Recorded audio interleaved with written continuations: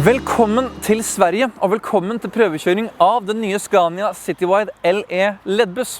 LE står ikke for LED-buss, men det står for Low Entry. Og nå skal vi kjøre en laventré LED-buss på de svenske landeveier. Og ønsker du å følge oss videre i fremtiden også på Bussmagasinet, så klikk på knappen, den heter abonner.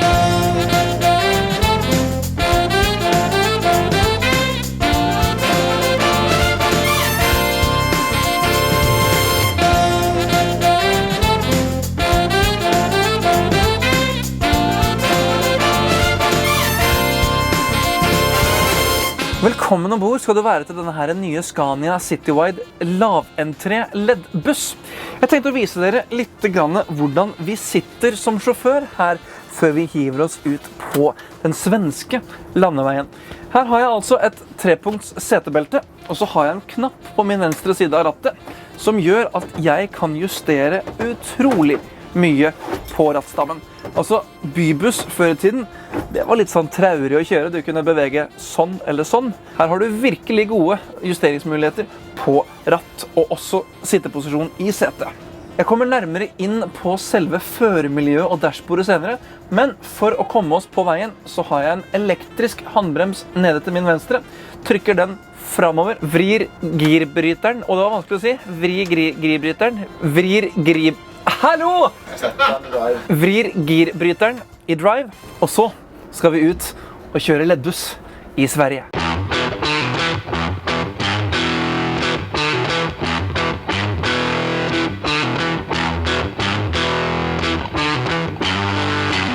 Vi kjører nå en LED-buss fra Scania. Dette her er en klasse 2-buss. Den har en 9-liters motor på 5 sylindere, yter 340 hestekrefter, har 1600 Newtonmeter og har en OptiCruise-kasse som fungerer veldig fint og har en vribryter her fremme på dashbordet. Bussen drives av CNG og har en enorm gasskapasitet. Den har 8 gasstanker ombord og har en totalkapasitet på 1875 liter gass. Og uten at Scania har helt eksakte beregninger på den, så mer blandet kjøring og litt ordentlig kjørestil, så kan du komme deg mellom 60 og 70 mil på denne her tanken. Men det er jo sjeldent at en buss med klasse 2 har en så lang rekkevidde i løpet av en driftsdag i en by.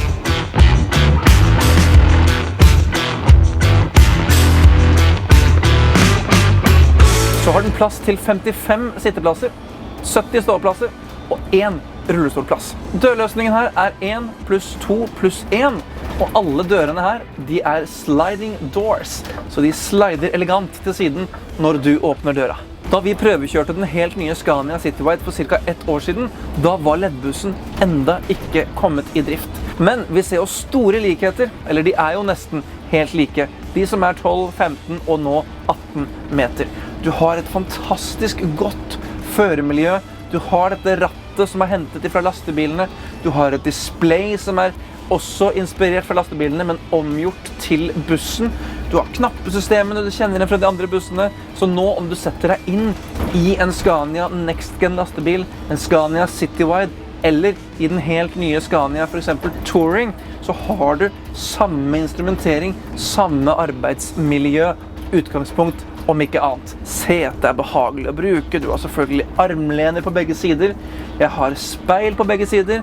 Her så har jeg kun ett stående speil på venstre side, og så har jeg ett stående speil på høyre, med et vidvinkelspeil som henger under. Det eneste jeg kanskje kan trekke litt ned på er at jeg er ikke så glad i det stående speilet som er så lavt her nede. I tillegg så har Scania valgt å legge inn takrenner som varmetråder. De er veldig store og tjukke, så man ser litt sånn gjennom en fengselscelle for å kunne se ut på speilet. Men når du først har vant deg til det, så er det veldig funksjonelt og greit, og det er lett å se hvor du har bakenden på bussen. Den er tross alt 18,1 meter lang, men jeg har full kontroll på hvor jeg har plassert bussen.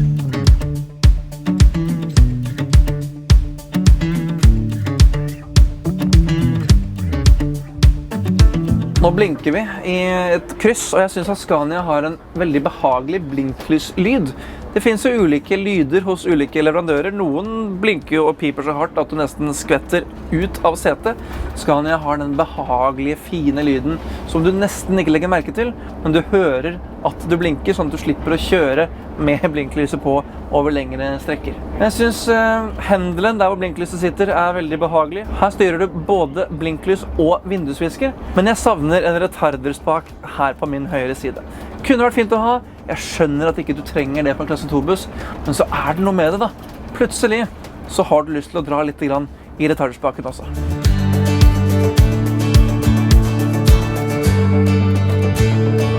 På min høyre side så har jeg to dørknapper.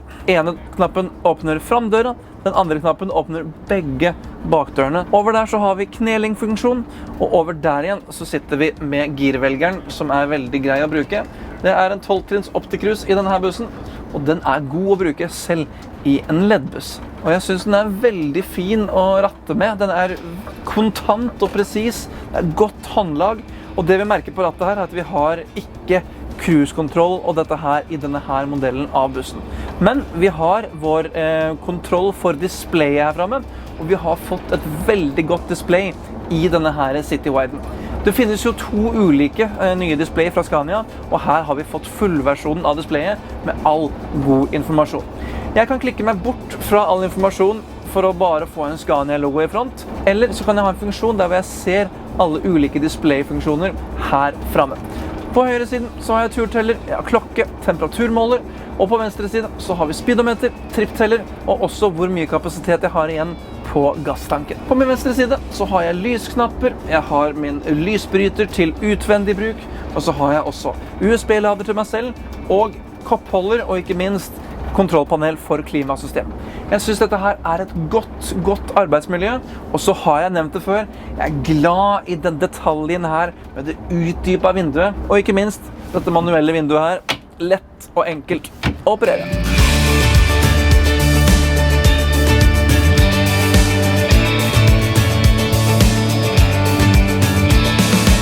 Normalt så liker jeg å sette meg bak i bussen og fortelle litt om hvordan det er å sitte som passasjer. Men i den bussen her så er det allerede fullt av passasjerer. Eneste er at passasjerene er byttet ut med plastikk og vann.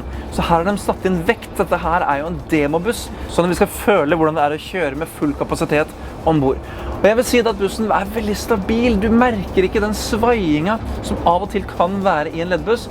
Nå har vi god vekt. Vi har en god feeling på bussen, hvordan den føles ut å kjøre, og jeg synes også at den er overraskende stille her fremme til å være en LED-buss. Som passasjer, i panelet over deg, så har du leselys, du har friskluftsdyser, du har stoppknapp, og så har du altså plass til å bevege deg. Du har god kapasitet mellom setene, du har armlene på siden, men du har ikke nedleggbar sete i denne konfigurasjonen.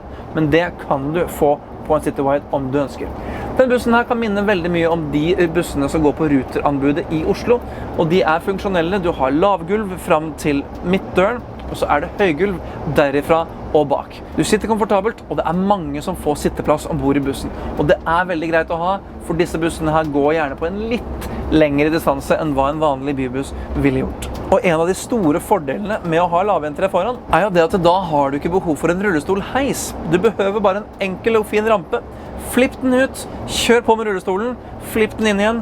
Det tar deg 20 sekunder ekstra i stedet for å ta ut en heis, begynne med fjernkontrollen, se om den virker, pusse av støv, dra for seilingsbiten på fjernkontrollen for den aldri blitt brukt før. Laventre er fantastisk bra, og det fungerer, og det er raskt, effektivt og billig. Nå kjører vi gjennom en rundkjøring, og vi får testet både hvordan speil og hvordan rumpa henger på bussen. Man må jo klart bruke litt mer plass gjennom rundkjøringen enn hva det gjør med en vanlig 12-metring eller 15-metring. Men jeg må si at den henger veldig godt etter de sporene som jeg velger. Legger jeg meg godt ut, så er det ikke noe problem å få med seg hele bussen gjennom en rundkjøring.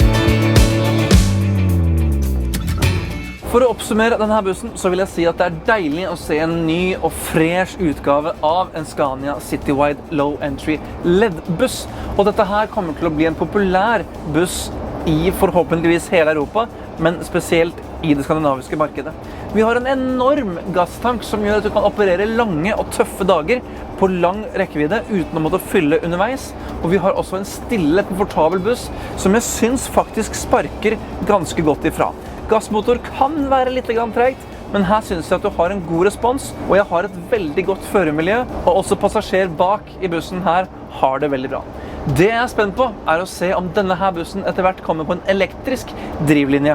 Det kunne vært spennende, fordi vi vet jo alle det at elektrisitet er fremtiden, eller kanskje Scania har noe nytt i ermet. Vi får se, men jeg synes i hvert fall det er veldig spennende å se denne her helt nye utgaven av Scania Citywide LE LED-buss.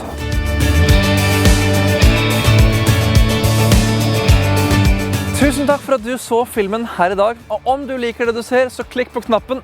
Den heter abonner, og da får du med deg alt som skjer på Bussmagasinet sine sider i fremtiden. Vi ses i en annen buss på en annen plass. Ha en god dag.